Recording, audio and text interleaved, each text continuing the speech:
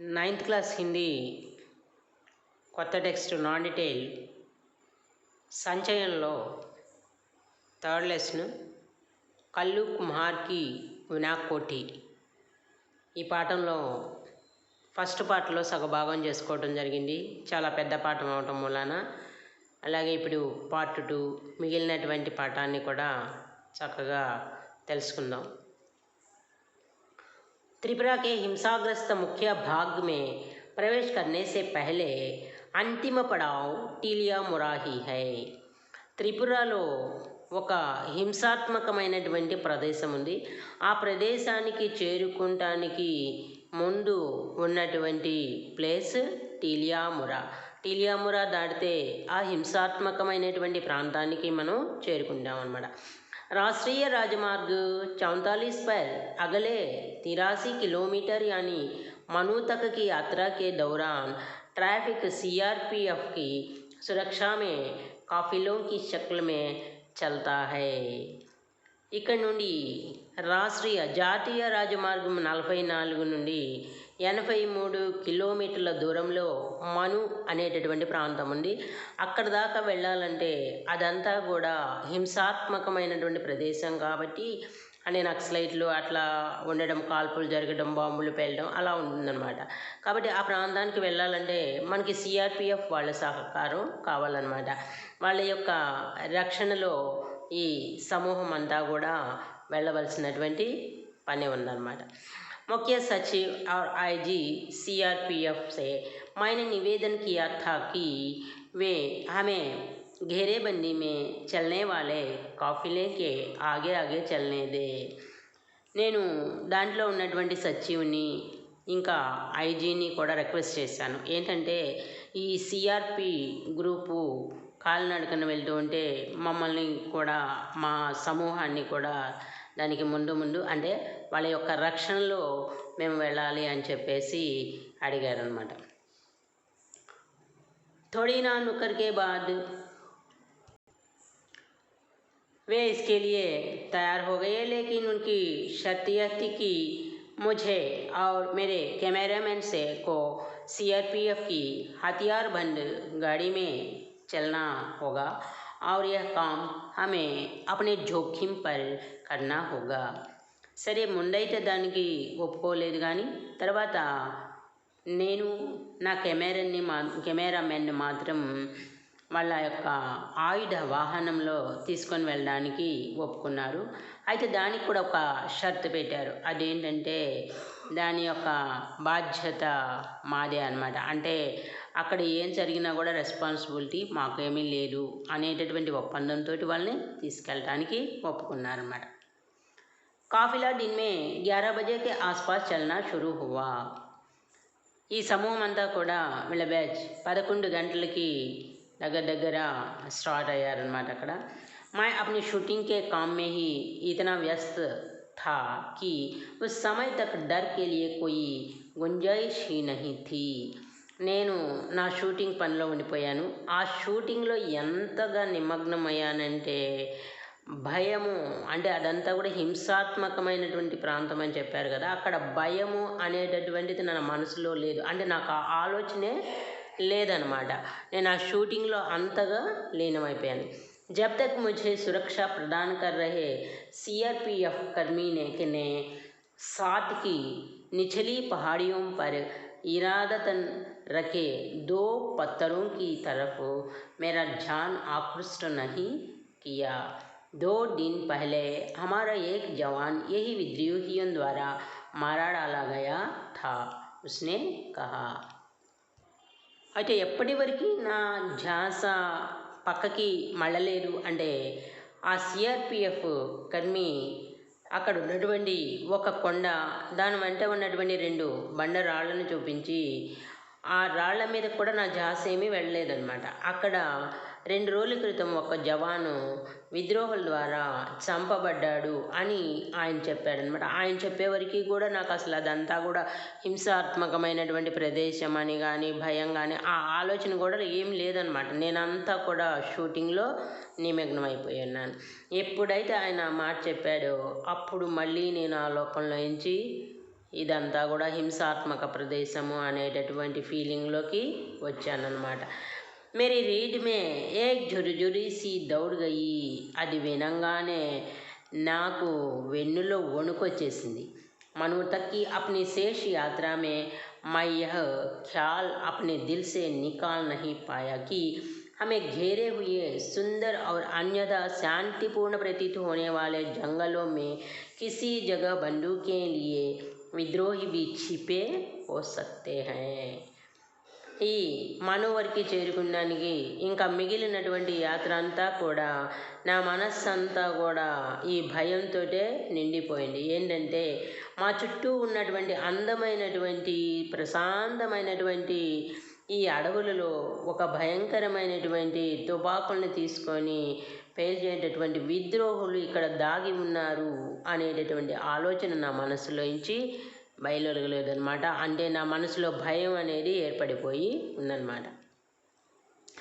त्रिपुरा की प्रमुख नदियों में से एक मनु नदी के किनारे स्थित मनु एक छोटा कस्बा है. త్రిపురలో ఉన్నటువంటి ముఖ్యమైనటువంటి నదుల్లో మను అనేటటువంటి నది కూడా ఒకటనమాట. ఆ నది ఒడ్డున ఉన్నటువంటి ఒక గ్రామము, ఆ గ్రామం పేరు కూడా మను అనమాట. ఇది గ్రామం కంటే కొంచెం పెద్దగా ఉంటుంది, నగరం కంటే కొంచెం తక్కువగా ఉంటుంది అనమాట. जिस वक्त हम मनु नदी के पार जाने वाले पुल पर पहुँचे, सूर्य मनु के जल में अपना सोना बुंदेल रहा था. మేము ఈ మను నదిని దాటడానికి ఆ వంతెన మీదకి వెళ్ళేటప్పటికీ సూర్యుడు అస్తమిస్తూ ఉన్నాడనమాట. ఆ సూర్యుడు అస్తమిస్తూ ఉన్నప్పుడు సూర్యుడి నుండి వచ్చేటటువంటి ఆ కిరణాలు బంగారు వర్ణంలో ఉన్నాయంట. అవి ఈ నదిలో మను నదిలో స్నానమాడుతున్నాయా అని దాంట్లో తేలియాడుతూ కనిపించాయన్నమాట. వహా మైనే ఏక్ ఔర్ కాఫిలా దేఖా, అక్కడ నేను ఇంకొక సమూహాన్ని చూశాను. ఏక్ సాత్ బందే హజారోं बांसों का एक काफिला किसी विशाल ड्रैगन जैसा दिख रहा था और नदी पर बड़ा चला आ रहा था. అది ఎలా ఉందంటే 1000 వెదురు బొంగులు కట్టబడినటువంటి ఒక కాఫిల్ సమూహం లాగా ఉందన్నమాట.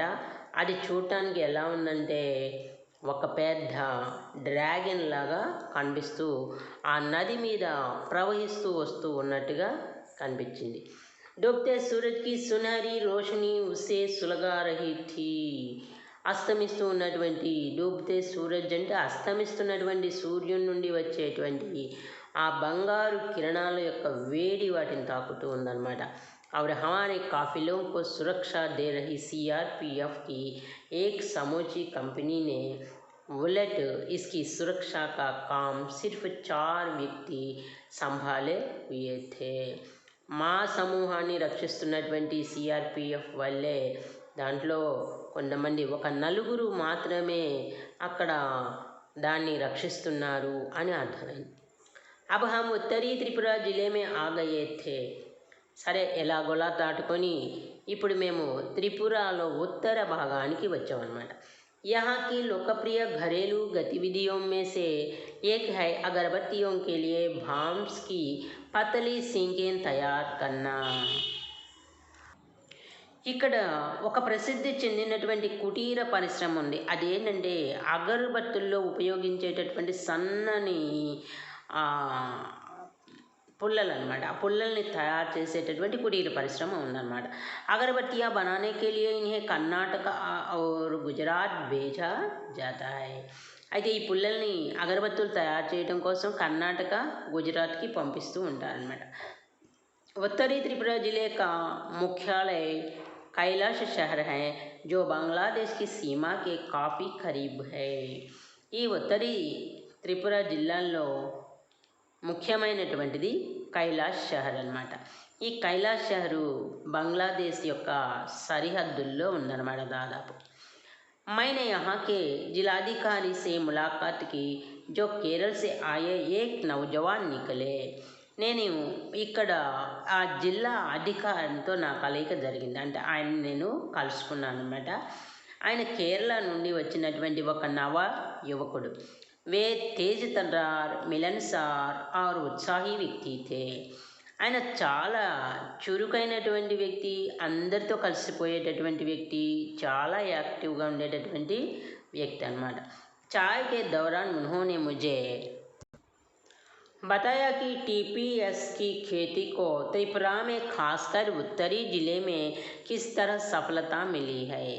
సరే టీ తాగుదాం అని చెప్పి తీసుకొని వెళ్తూ ఆయన మాకు తెలియజేసింది ఏంటంటే టీపీఎస్ అంటే టర్రు పొటాటో సీడ్స్ అనమాట, అంటే బంగాళదుంప విత్తనాలు అనమాట.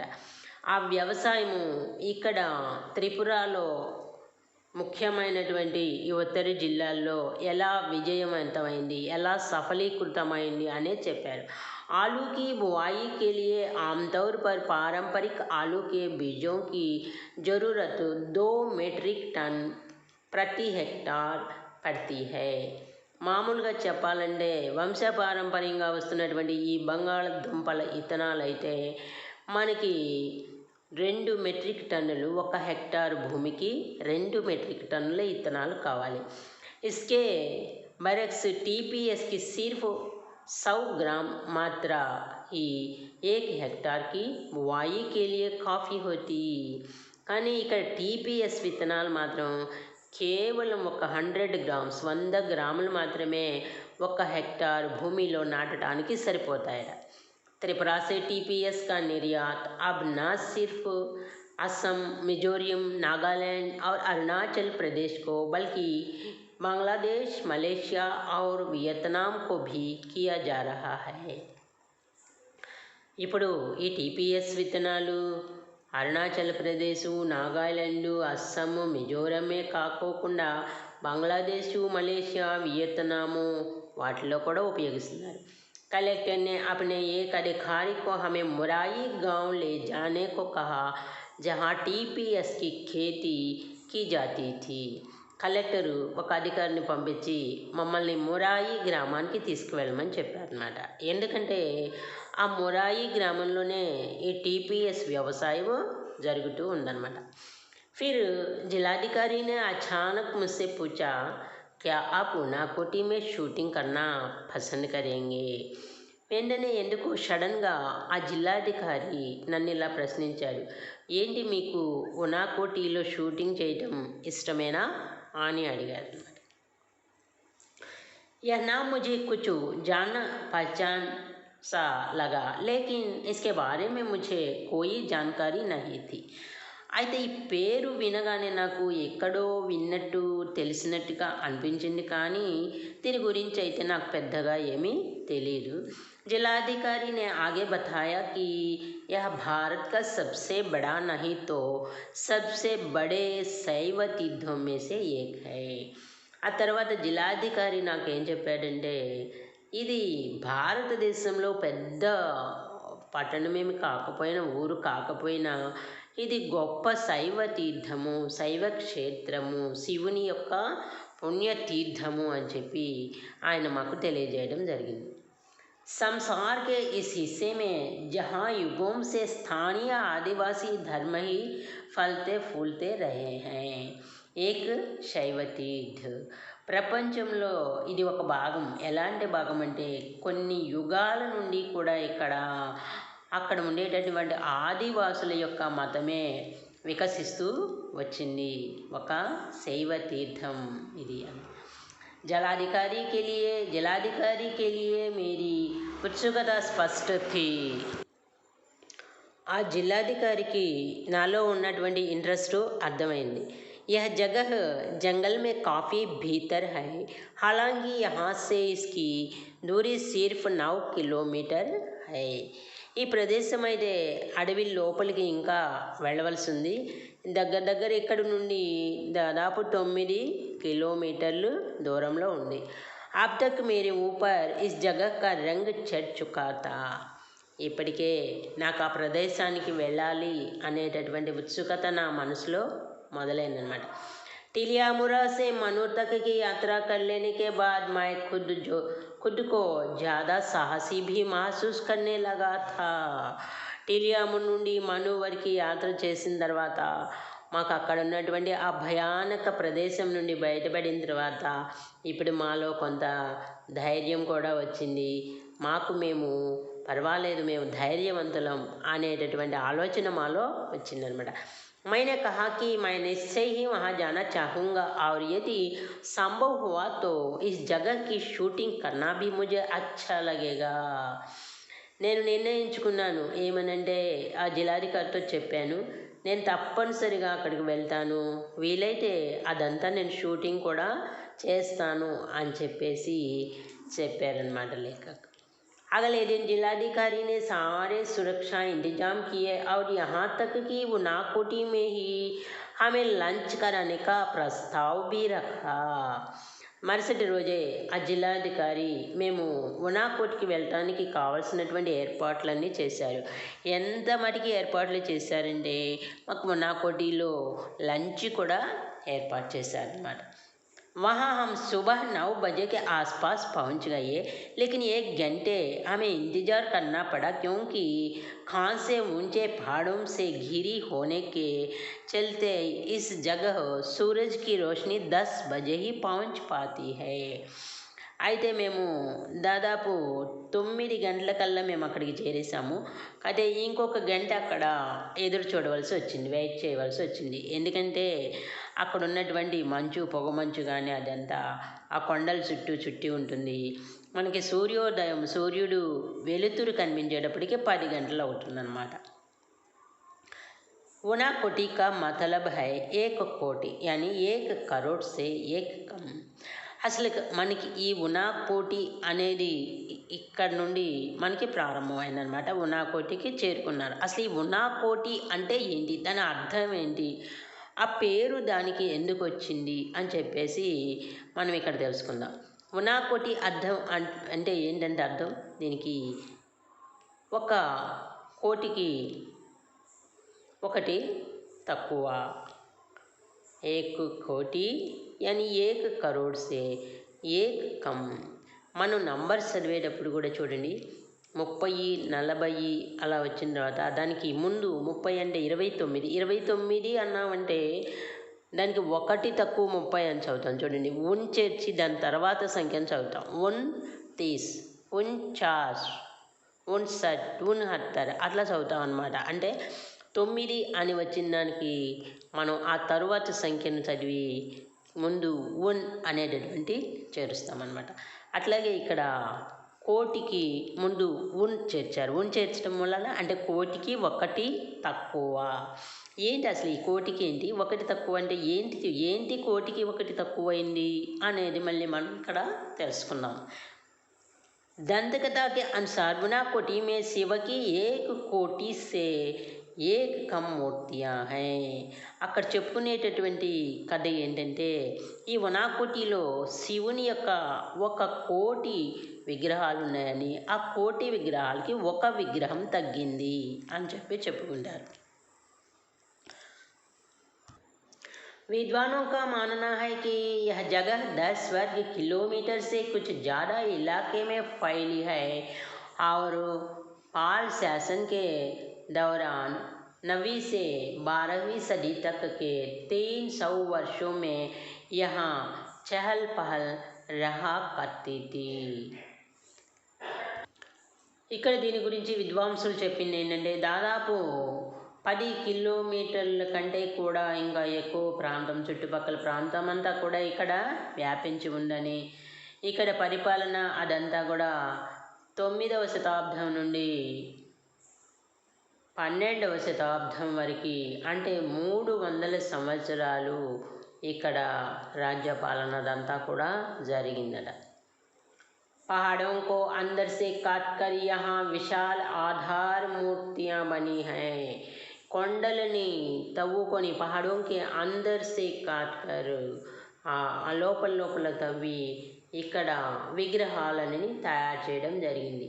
एक विशाल चट्टान ऋषि भगीरथ की प्रार्थना पर स्वर्ग से पृथ्वी पर गंगा के अवतरण के मिथक को चित्रित करती है.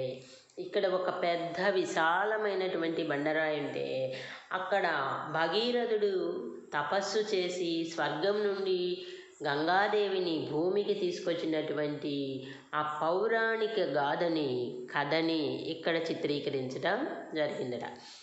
गंगा अवतरण के धक्के से कहीं पृथ्वी धंस कर पाताल लोक में ना चली जाए, लिहाजा शिव को इसके लिए तैयार किया गया कि वे गंगा को अपनी जटाओं में उलझा लें और इसके बाद इसे धीरे धीरे पृथ्वी पर बहने दें. ఆ గంగాదేవి అవతరించినప్పుడు దాని యొక్క పరవళ్ళకి ఉధృతికి భూమి ఎక్కడ పొంగిపోయి పాతాళానికి వెళ్ళిపోతుందో అని చెప్పి భయపడి వీళ్ళంతా కూడా శివుణ్ణి ప్రార్థించి గంగను తన జటాజూటాల్లో తన సిగలో బిగించి నెమ్మదిగా భూమి మీదకి ప్రవహించేటట్లు చేయమని శివుణ్ణి ప్రార్థించారన్నమాట. शिव का चेहरा एक समूची चट्टान पर बना हुआ है और उनकी जटाएं 2 पहाड़ों की चोटियों पर फैली है. శివుడి యొక్క ముఖాన్ని ఒక పెద్ద రాయి మీద చెక్కడం జరిగింది. ఆయన యొక్క జటాజూటాలేమో పక్కనున్నటువంటి 2 కొండలకి వ్యాపించి ఉన్నాయట. भारत में शिव की यह सबसे बड़ी आधार मूर्ति है. पूरे साल बहने वाला एक जलप्रपात पहाड़ों से उतरता है जिसे गंगा जितना ही पवित्र माना जाता है. ఇక్కడ సంవత్సరమంతా కూడా ప్రవహించేటటువంటి ఒక జలప్రపాతం ఉందన్నమాట. అది గంగాదేవి అన్నమాట. పవిత్రమైనటువంటి గంగా నది అక్కడ నుండి ప్రవహిస్తూ ఉందన్నమాట. यह पूरा इलाके शब्दांश देवियों देवताओं की मूर्तियों से भरा पड़ा है. అసలు చెప్పాలంటే ఈ చుట్టుపక్కల ప్రాంతం అంతా కూడా దేవుడు దేవతల విగ్రహాలతో నిండిపోయి ఉందంట. మనకి ఒక 10 విగ్రహాలు ఉంటేనే ఎన్నో ఉన్నట్టు అనిపిస్తాయి. అలాంటిది 1,000,000 విగ్రహాలు, ఒకటి తక్కువ 1,000,000 విగ్రహాలు ఉన్నాయంటే మనకు అసలు అవి చూడడానికి కన్నుల పండుగగా ఉంటుంది. అవి చూడడానికి ఎంత టైం పడుతుందో కూడా మనం ఊహించలేమన్నమాట. इन आधार मूर्तियों के निर्माता अभी चिह्नित नहीं किए जा सके हैं. ఇంతకీ ఇన్ని విగ్రహాల్ని తయారు చేసినటువంటి ఆ గొప్ప వ్యక్తి ఎవరు అంటే स्थानीय आदिवासियों का मानना है कि इन मूर्तियों का निर्माता कल्लू कुम्हार था.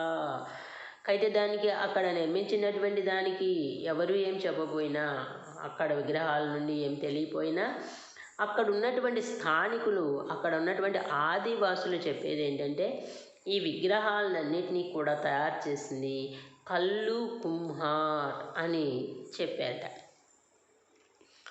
అసలు ఇప్పుడు ఈ కల్లు ఎవరు, కుమ్హార్ అంటే ఏంటంటే, కుమ్హార్ అంటే కుమ్మరి అనమాట, అంటే మట్టి పని చేసేటటువంటి వాళ్ళు అనమాట.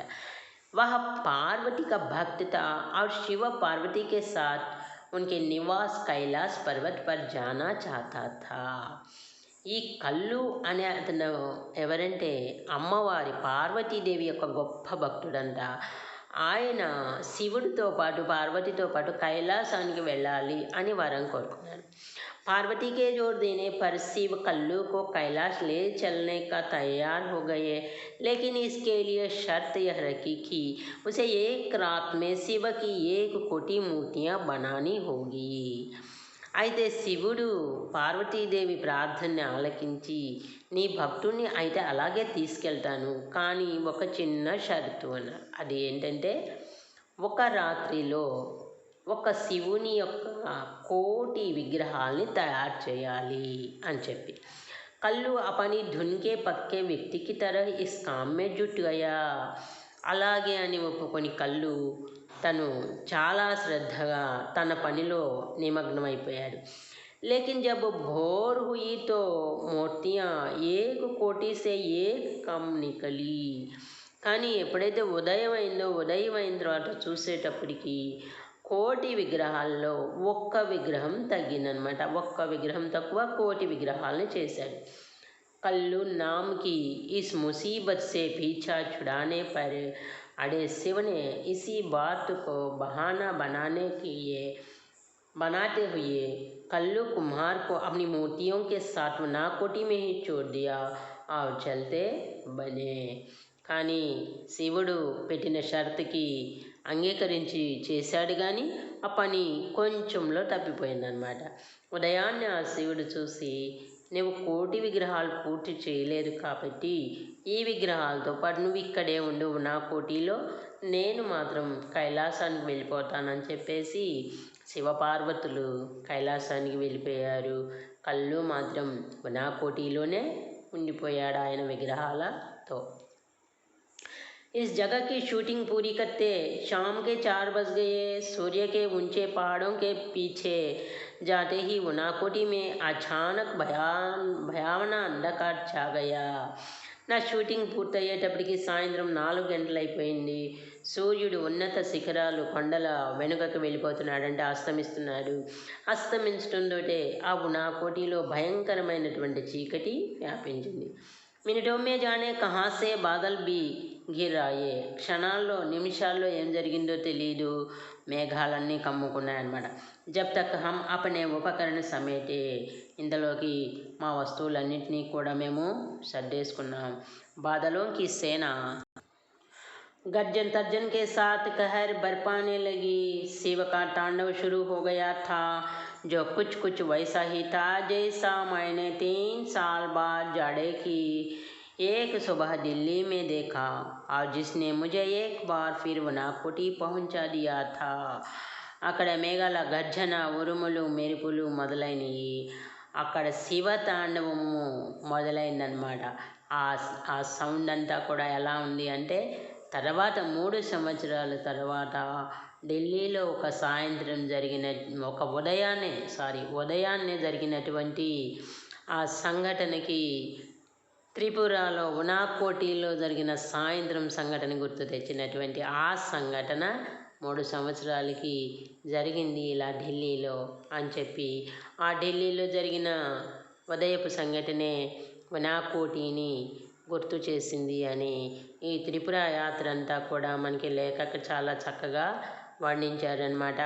అక్కడ ఎవరిని కలిశారు, ఎలా కలిశారు, అక్కడ ఉన్నటువంటి ఫేమస్ ప్లేసులు ఏంటి, ఆయన అక్కడ ఉన్నటువంటి కుటీర పరిశ్రమలు ఏంటి, అసలు ఈ ఉనాకోటి, కళ్ళు ఎవరు అని ఇవన్నీ కూడా చాలా చక్కగా తన యాత్రనంతా కూడా వర్ణించారనమాట.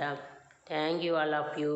ఈ వీడియో కనుక నచ్చితే మీరు లైక్ చేయండి, షేర్ చేయండి, సబ్స్క్రైబ్ చేయండి. ఇలాగే 9th క్లాస్ పాఠాలన్నీ కూడా వీడియోస్ చేసి ఉన్నాయి, నోట్స్ కూడా ఉన్నాయి, అవి కూడా మీరు చూడవచ్చు. ధన్యవాదాలు.